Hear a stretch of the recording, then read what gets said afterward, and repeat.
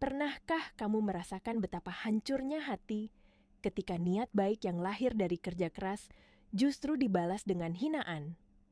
Bukan karena kesalahan, bukan karena kecurangan, tetapi hanya karena penampilan yang sederhana dan uang yang tidak terlihat pantas. Di pagi yang panas di sudut kota Jakarta, seorang gadis muda berdiri memeluk erat sebuah tas kain lusuh. Tangannya gemetar, bukan karena lelah, melainkan karena perasaan gugup yang bercampur harap. Di dalam tas itu bukan emas, bukan pula lembaran uang rapi beraroma wangi. Yang ia bawa hanyalah recehan, ribuan keping logam, dan uang kertas kusam, hasil menabung sedikit demi sedikit selama 1 tahun penuh. Namanya Nirmala. Ia bukan anak orang kaya, ia tumbuh dari lorong-lorong sempit, dari panasnya tungku dapur, dari aroma santan dan bawang goreng yang menempel di bajunya setiap hari. Setiap pagi sebelum matahari terbit, ia sudah bangun membantu ibunya memasak nasi uduk dan kue-kue tradisional. Siang hari ia berjualan, malamnya ia menghitung recehan dengan sabar, menyusunnya satu persatu sambil berdoa dalam hati, hari itu istimewa. Hari yang telah ia tunggu berbulan-bulan. Hari di mana ia ingin menyimpan seluruh tabungannya di bank. Bukan untuk membeli perhiasan, bukan untuk hidup mewah. Uang itu adalah harapan. Harapan agar ibunya tidak lagi berjualan di pinggir jalan, tidak lagi kepanasan saat terik, dan tidak lagi kehujanan ketika badai datang. Nirmala ingin menyewa sebuah ruko kecil agar ibunya bisa bekerja dengan lebih layak di usia senja. Dengan langkah ragu namun tekad yang kuat, Nirmala melangkah menuju sebuah gedung tinggi, berlapis kaca dan marmer putih mengilap. Bank terbesar dan termewah di kawasan itu. Saat pintu otomatis terbuka, udara dingin menyambut tubuhnya yang masih basah oleh keringat pasar. Aroma ruangan yang elegan terasa asing di hidungnya. Ia menunduk sejenak, melihat pantulan dirinya di kaca. Baju sederhana, sandal usang, tas kain lusuh. Sangat kontras dengan para nasabah lain yang datang dengan jas rapi dan sepatu mengkilap. Namun, Nirmala menguatkan hati. Ini uang halal, ini hasil kerja keras. Aku tidak mencuri, bisiknya pelan. Ia mengambil nomor antrean, duduk di kursi empuk yang membuatnya semakin merasa kecil. Beberapa pasang mata memandang aneh. Ada yang berbisik, ada yang tersenyum sinis. Tapi Nirmala memilih diam, memeluk tasnya erat-erat seolah memeluk harapan hidupnya sendiri. Ia tidak tahu bahwa hari itu akan menjadi hari paling memalukan sekaligus paling mengubah hidupnya. Dan semua itu akan bermula dari bunyi gemerincing uang receh di meja teller. Hari itu, aula utama bank dipenuhi tamu. Bukan acara peluncuran produk, bukan pula perayaan keuntungan. Hari itu adalah pertemuan tahunan pemegang saham dan karyawan, momen resmi yang jarang dihadiri masyarakat umum. Semua mengenakan pakaian terbaik, wajah penuh percaya diri, dan senyum profesional. Di barisan belakang, Nirmala duduk dengan kebaya sederhana berwarna lembut. Ibunya di sampingnya, menggenggam tas kecil dengan tangan gemetar. Mereka merasa asing di ruangan megah itu. Namun Revano telah meyakinkan, hari ini mereka adalah tamu kehormatan. Ketika acara mencapai puncaknya, Revano berdiri di podium. Suaranya tenang, mantap, dan menggema ke seluruh ruangan. Beberapa waktu lalu, katanya, saya menyaksikan sebuah kejadian kecil di bank ini. Seorang gadis datang membawa uang receh hasil kerja keras.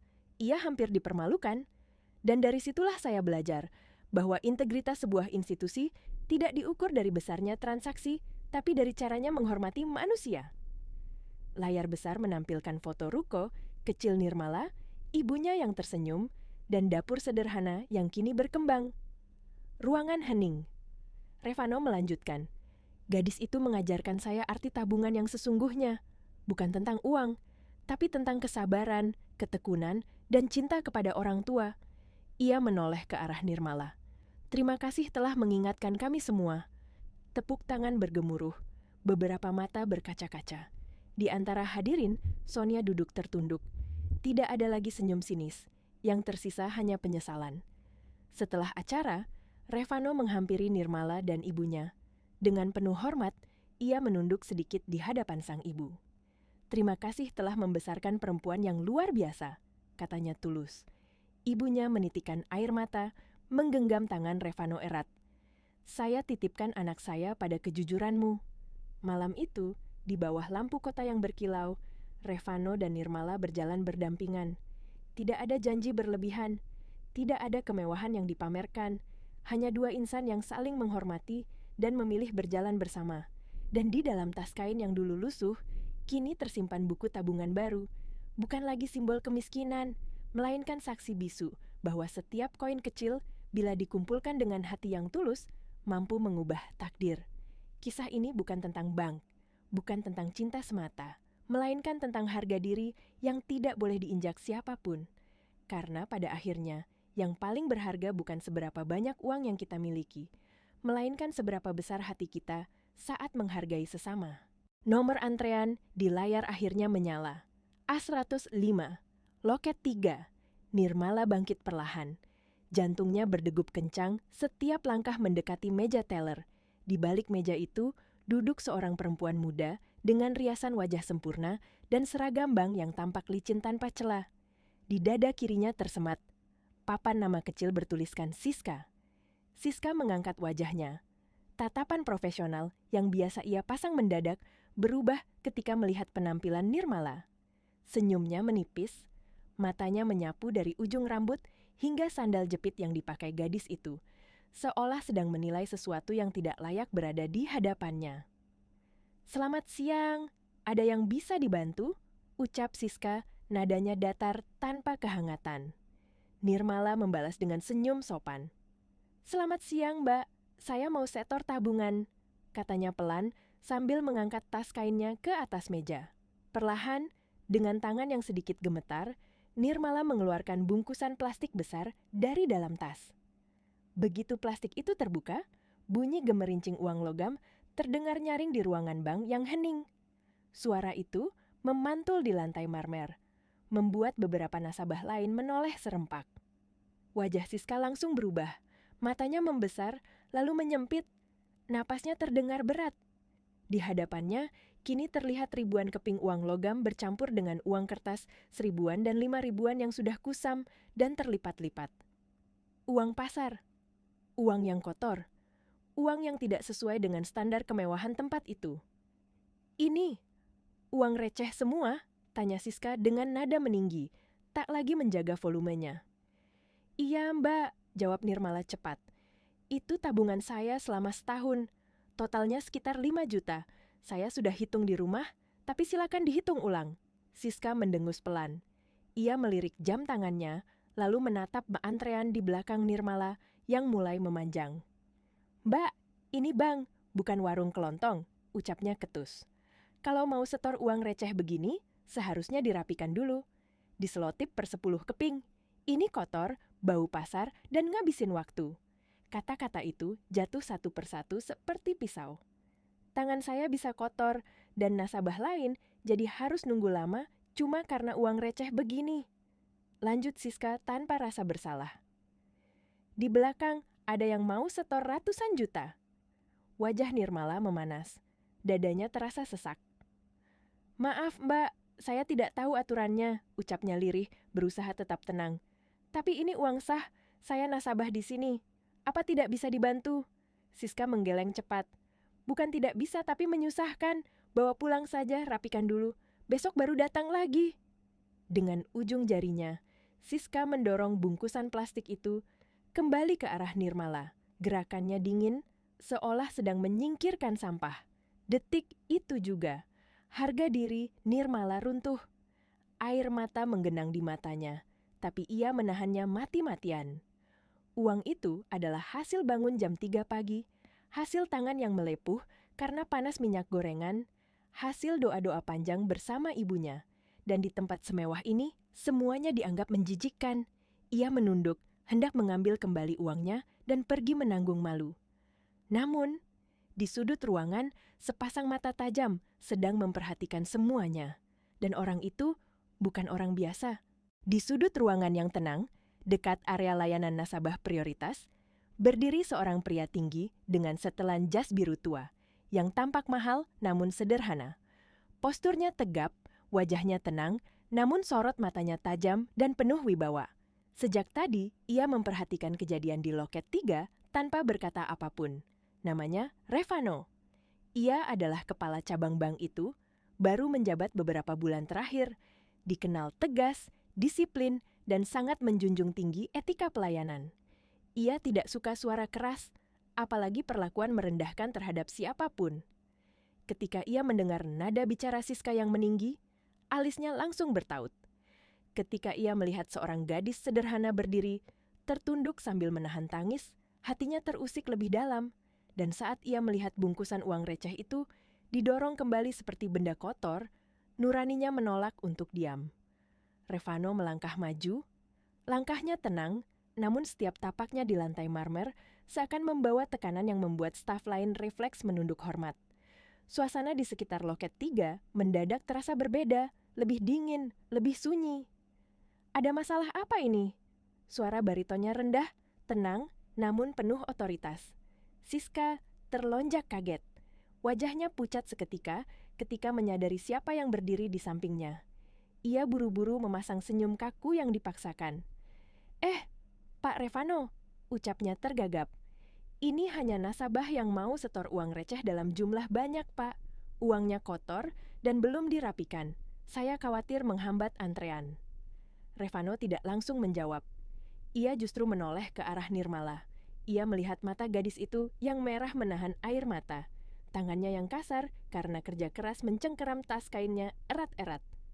Pakaian sederhananya, wajah lelahnya, dan bungkusan uang receh itu membangkitkan kenangan lama dalam diri Revano. Kenangan tentang dirinya sendiri bertahun-tahun lalu, saat ia juga harus berjuang dari bawah. Revano kembali menatap Siska. Tatapannya tajam, dingin, dan membuat udara di sekitar terasa membeku. Siska, ucapnya pelan namun menekan, sejak kapan bank ini menolak uang rupiah yang sah? Siska terdiam. Sejak kapan kita menilai nasabah dari bentuk uangnya, dari bau bajunya, atau dari nominal yang ia bawa? Lanjut Revano. Kalau menghitung uang receh memakan waktu, bukankah itu memang tugas kita? Siska mencoba menyela, suaranya mengecil. Tapi Pak, ini bisa lama sekali. Revano menggeleng perlahan.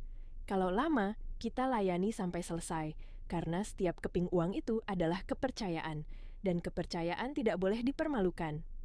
Tanpa menunggu jawaban, Revano melakukan sesuatu yang membuat seluruh ruangan terdiam. Ia membuka pintu pembatas loket, masuk ke area teller, dan berdiri tepat di samping Siska. "Minggir sebentar," katanya singkat. Siska mundur dengan wajah gemetar. Revano duduk di kursi teller, tepat di depan komputer. Ia mengambil bungkusan plastik berisi uang receh itu dengan tangannya sendiri. Tidak memakai sarung tangan, tidak menunjukkan rasa jijik sedikit pun. Ia menatap Nirmala, lalu tersenyum lembut. Senyum yang tulus, menenangkan, dan sangat manusiawi. "Maafkan kejadian tadi, Mbak," ucapnya pelan. "Biar saya yang bantu hitung uangnya." Nirmala terperangah. "Itu kotor," katanya gugup. "Uangnya uang pasar," Revano menggeleng. Uang tidak pernah kotor bagi orang yang menghormati kerja keras. Ia menuangkan isi plastik itu ke meja penghitung. Bunyi gemerincing kembali terdengar. Namun kali ini tidak ada tawa, tidak ada cibiran. Yang ada hanya keheningan penuh rasa malu dari mereka yang tadi memandang rendah. Seorang kepala cabang bank dengan jas mahalnya kini menghitung recehan satu persatu. Dan sejak detik itu, hidup Nirmala mulai berubah tanpa ia sadari. Tangan Revano bergerak cekatan, memilah uang logam 500-an, 1000-an, lalu merapikan uang kertas yang lecek dan terlipat. Ia bekerja dengan fokus penuh, seolah yang sedang ia hitung bukanlah uang receh, melainkan sesuatu yang sangat berharga. Sesekali ia mengangkat kepala, memastikan jumlahnya pada Nirmala dengan suara lembut. "Yang ini sudah saya kelompokkan jadi 50.000 ya?" Nirmala hanya bisa mengangguk pelan, dadanya terasa hangat, matanya berkaca-kaca. Untuk pertama kalinya hari itu, ia tidak merasa kecil. Ia merasa dihargai sebagai manusia. Di sekeliling mereka, suasana bank menjadi sunyi. Beberapa nasabah yang tadi sempat melirik sinis, kini menunduk malu. Siska berdiri kaku di samping meja, wajahnya memerah menahan rasa bersalah yang mulai menghantam kesadarannya. Hampir 30 menit berlalu. Revano tetap di sana, tidak mengeluh, tidak tergesa. Tangannya mulai terlihat kotor oleh debu uang logam, namun raut wajahnya tetap tenang. Setelah semuanya terhitung dan tercatat di sistem, ia mencetak buku tabungan, lalu menyerahkannya pada Nirmala dengan kedua tangan. "Sudah masuk, Mbak," katanya ramah. "Totalnya 5.250.000. Jumlah yang luar biasa." Nirmala menerima buku tabungan itu dengan tangan gemetar. "Terima kasih, Pak. Terima kasih banyak," ucapnya lirih. "Semoga Tuhan membalas kebaikan Bapak." Revano tersenyum kecil. Setelah Nirmala melangkah pergi, Revano berdiri dan menatap seluruh ruangan. Suaranya terdengar jelas, namun tetap tenang. "Bapak Ibu sekalian," gitu katanya, "di bank ini kami melayani manusia, bukan hanya angka.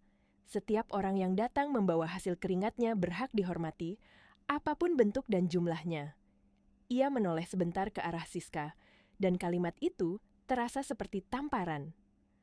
Tak lama kemudian, Revano kembali ke ruangannya. Namun pikirannya tidak ikut kembali.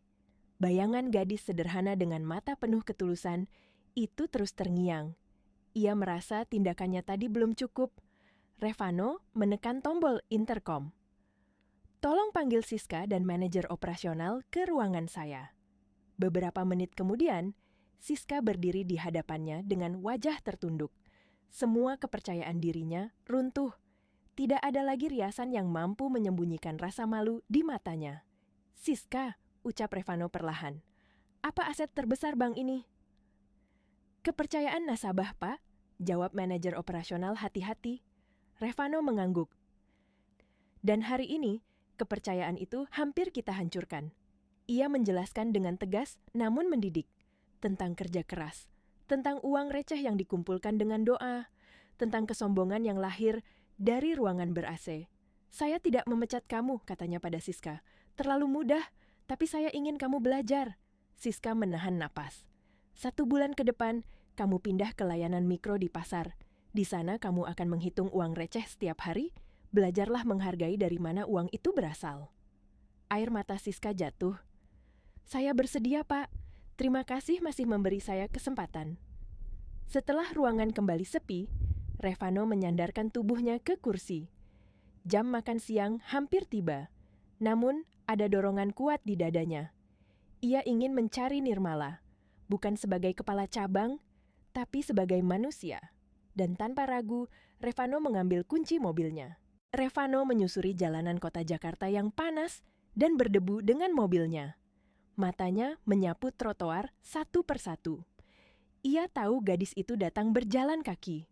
Artinya, ia belum mungkin pergi terlalu jauh. Sekitar beberapa ratus meter dari gedung bank, ia melihat sosok yang ia cari. Nirmala duduk di bangku halte bus yang sederhana. Tas kainnya kini kosong, tergeletak di pangkuannya. Tatapannya menerawang, seolah baru saja keluar dari badai emosi yang panjang. Revano memarkir mobilnya, menyalakan lampu hazard, lalu turun menghampiri.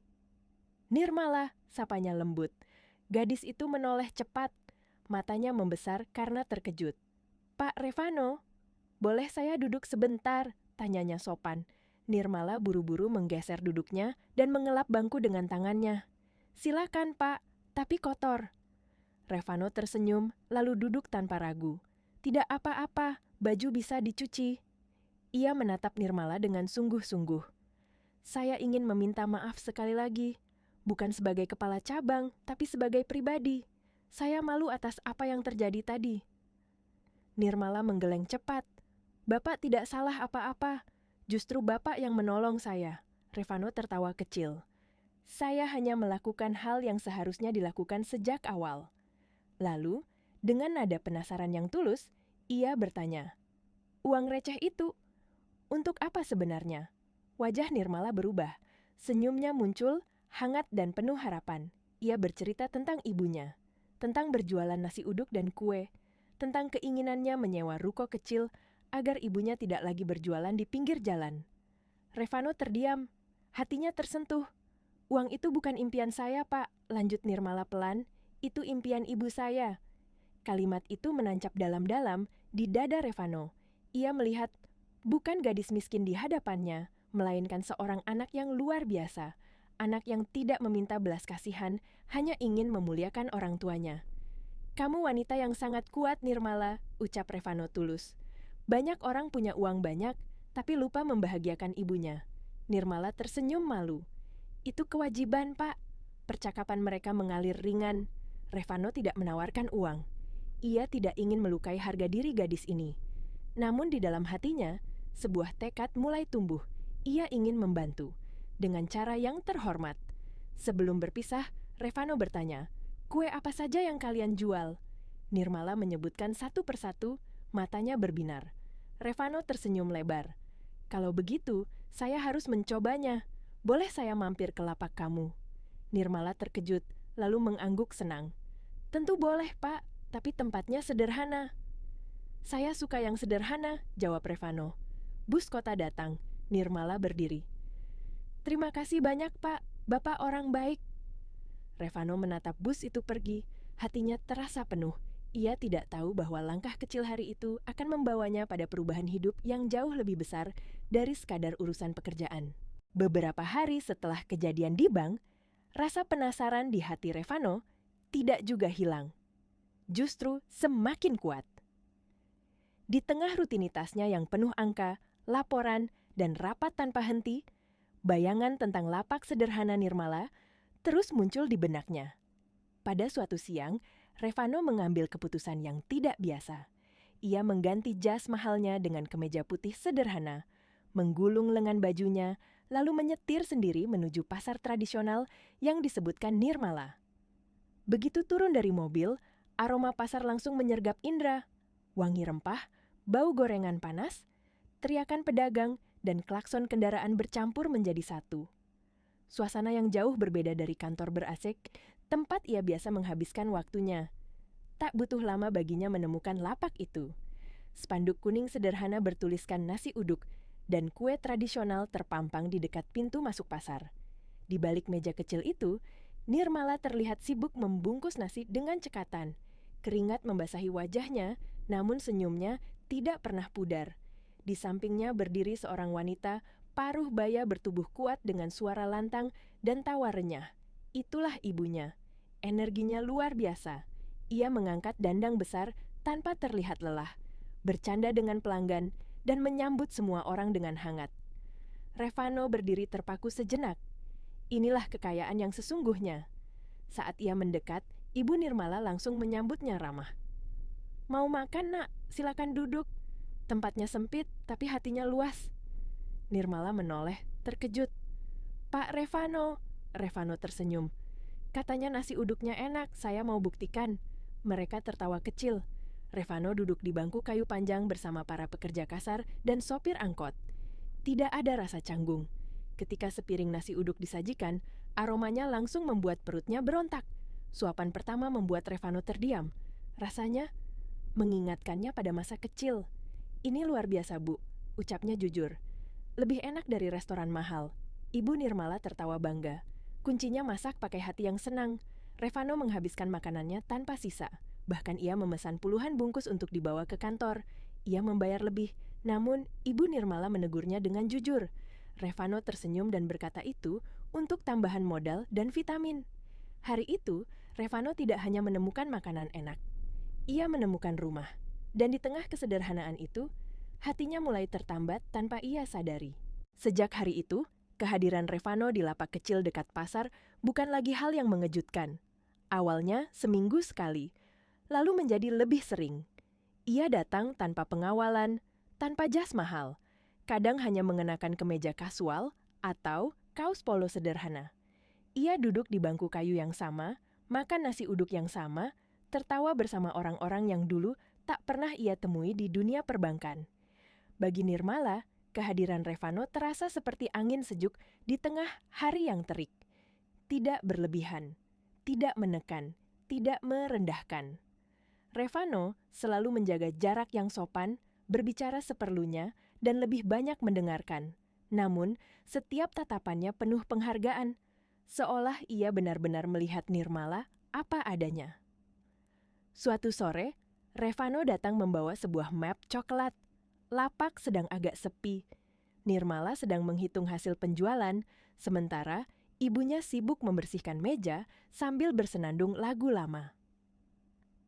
"Hari ini saya datang bukan cuma mau makan," ucap Revano pelan. Nirmala menoleh, jantungnya berdegup sedikit lebih cepat. "Ada apa, Pak?" Revano membuka map itu, mengeluarkan selembar kertas resmi Berkop Bank. Ia menjelaskan dengan nada profesional namun hangat. Bank sedang mencari penyedia catering harian dan makan siang Jumat. Selama ini kualitasnya biasa saja, harganya tinggi. Setelah mencoba masakan mereka dan membagikannya ke kantor, semua staf sepakat pada satu hal, masakan Nirmala dan ibunya jauh lebih enak. "Kami ingin bekerja sama," kata Revano. "Kontrak awal 6 bulan. Nirmala terpaku, matanya membesar. "Maksud Bapak, pesanan rutin?" "Iya," jawab Revano tenang. "Ini keputusan bisnis, profesional." Ibu Nirmala yang mendengar dari dapur langsung menghampiri dengan mata berkaca-kaca, namun semangatnya menyala. Ia menyanggupi dengan keyakinan penuh, namun Nirmala masih ragu. Dengan suara pelan namun tegas, ia bertanya apakah tawaran ini karena kasihan. Revano menatapnya lurus. "Tidak, kalau rasa masakan kalian tidak enak, saya sendiri yang akan menghentikan kontrak ini." "Adil." Kejujuran itu menenangkan hati Nirmala. Ia mengangguk mantap. Tanda tangan dilakukan. Sejak hari itu, hidup mereka perlahan berubah. Dapur mengepul sejak subuh, pesanan datang tepat waktu, dan tabungan ruko impian bertambah cepat. Namun, di balik semua kemajuan itu, bisik-bisik mulai terdengar. Di kantor bank, sebagian orang memandang sinis. Ada yang mengagungkan kisah mereka seperti dongeng. Ada pula yang mencibir, meragukan ketulusan Nirmala. Dan suatu siang yang terik, bisik-bisik itu menjelma menjadi ujian nyata. Seorang wanita bergaun mahal keluar dari lift VIP. Langkahnya anggun, tatapannya dingin. Namanya Sonia, putri pemegang saham besar bank. Saat pandangannya bertemu dengan Nirmala di lobi, senyum sinis terukir di wajahnya. "Kamu Nirmala ya?" tanyanya tajam. Nirmala mengangguk sopan. "Benar, Bu." Sonia tertawa kecil, penuh ejekan. Kata-katanya meluncur tajam, merendahkan, menusuk harga diri. Tentang status, tentang bau bawang, tentang mimpi yang dianggap mustahil.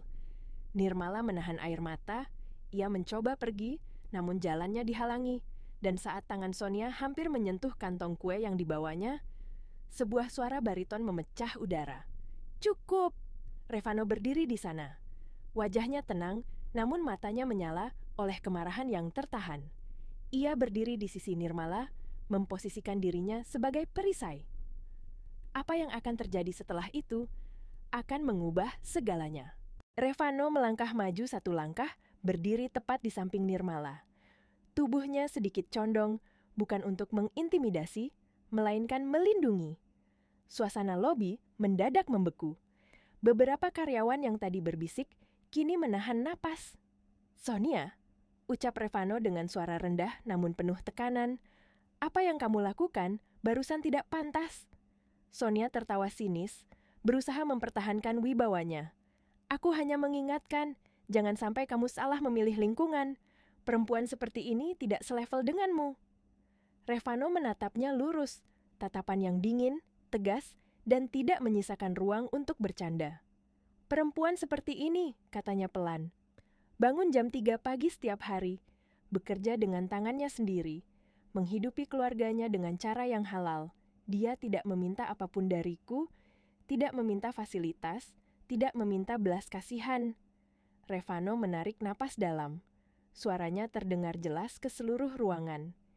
"Di mataku, bau keringat kerja keras jauh lebih mulia daripada parfum mahal yang menutupi hati yang sombong." Sonia terdiam, wajahnya memucat. "Revano, kamu berlebihan." "Tidak," jawab Revano tegas.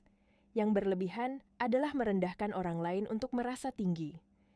Ia melirik sejenak ke arah Nirmala yang menunduk menahan tangis. "Dia bukan mainanku.